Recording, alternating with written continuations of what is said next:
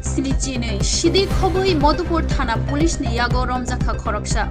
October ni Tisha Shalmariwo Shanjani Damba Tamfro Swrangchati ni Damni Tamai Shoti Thamchi Tamfro Ser Sidi Khoboi Modupur Thana Police ni Yago Romjak Borokno Bishalgor Bukhasteni o Dorbanogot Langjakha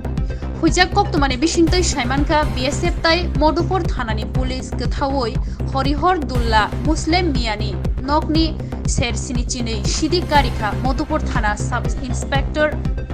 Dibajuti Das Tai Modupur Thanani Police Rock BSF Tai Modupur Thanani Police Thangai Nugukia Patima Thaini Sidi Nokphang Muslim Mia Bufani Mong Isnail Mia Kharnani Naike Modupur Thana Police Tai BSF Rock Muslim Mia no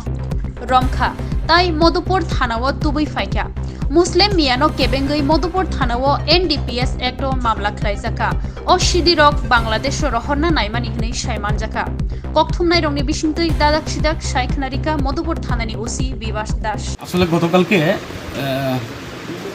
দুপুরের দিকে আমাদের কাছে একটা source information আছে যে হরিহরদোলাতে একটা বাড়িতে গাঁজা ইয়ে করা আছে স্টোর করা আছে এবং এই গাঁজাগুলো সম্ভবত বাংলাদেশ পাচারের জন্য স্টোর করে রেখেছে সেই মোতাবেক এবং ইনফরমেশনটা সোর্স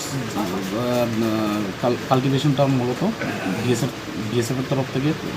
করে তো যথারীতি আমরা আইন মেনে যতগুলো স্টেপ নেওয়ার অ্যাজ পার এনডিপিএস অ্যাক্টে সবগুলো স্টেপ নিয়ে আমরা মধুপুর থানা সিএসআই দীপজ্যোতি এবং আদার স্টাফ সঙ্গে আমাদের ক্যাম্প বিএসএফ ক্যাম্প না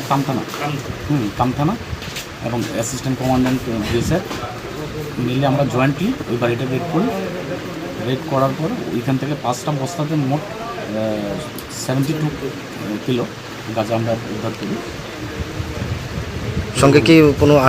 কাউকে অ্যারেস্ট করেছেন? তো যার বাড়ি থেকে গাঁজাগুলো পাওয়া যায় ওনার নাম হচ্ছে মুসলিম মিয়া, বাড়ি হচ্ছে হরিহরদোলা। তো এই পজিশনার আমরা তাকে অ্যারেস্ট করি এবং যথারীতি মধুপুর থানাতে একটা কেস রেজিস্ট্রি হয়। মধুপুর থানার কেস নাম্বার 26